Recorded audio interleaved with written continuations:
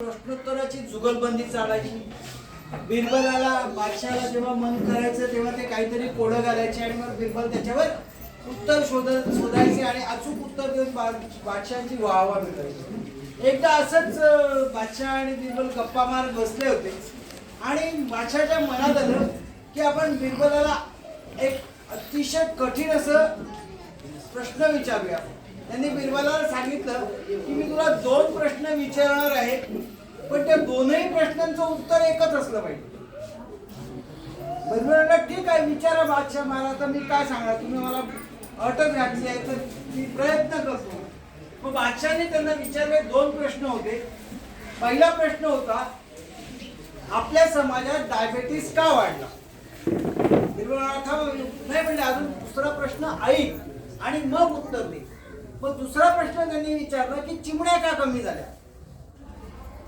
2 वेगळे प्रश्न आहेत. एक डायबेटीस का वाढला, दुसरा प्रश्न एकदम चिमण्या का कमी झाल्या. सगळे दरबारातले सगळे लोक अचंबित झाले, अरे हे काय प्रश्न विचारले, ह्याचं एक उत्तर कसं असू शकतं?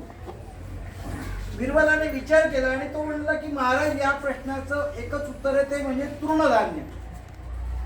ते म्हटलं कसं काय? डायबेटीस वाढायचं आणि तृणधान्य या शब्दाचा काय संबंध आहे? किंवा चिमणे आणि तो म्हणले सांगतो, नीट ऐका. म्हणले आपल्या समाजातली लोकांनी तृणधान्य म्हणजे बाजरी, ज्वारी, नागली हे पदार्थ खाणं कमी केलं आणि त्याच्याऐवजी त्यांनी गहू जास्त खायला सुरुवात केली. परिणामी जे भरड धान्य होतं, जे आपलं शरीरातलं जे शुगर आहे, डायबेटीस आहे, तो नियंत्रित ठेवायचं काम करायचं, ते खाणं बंद केल्यामुळे लोकांच्या शरीरातली साखर वाढायला लागली आणि त्यांना डायबेटीस झाला.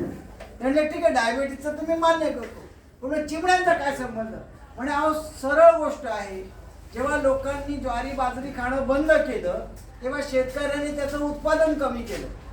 परिणामी चिमण्या ज्या ज्वारी बाजरी या तृणधान्यांवर जगत होत्या त्यांचं प्रमाण कमी व्हायला लागलं.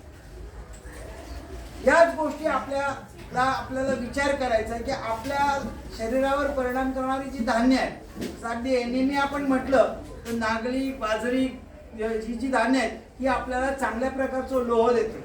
त्याच्यामुळे त्याचा एनिमियाशी पण आणि डायबिटीसशी पण थेट संबंध आहे.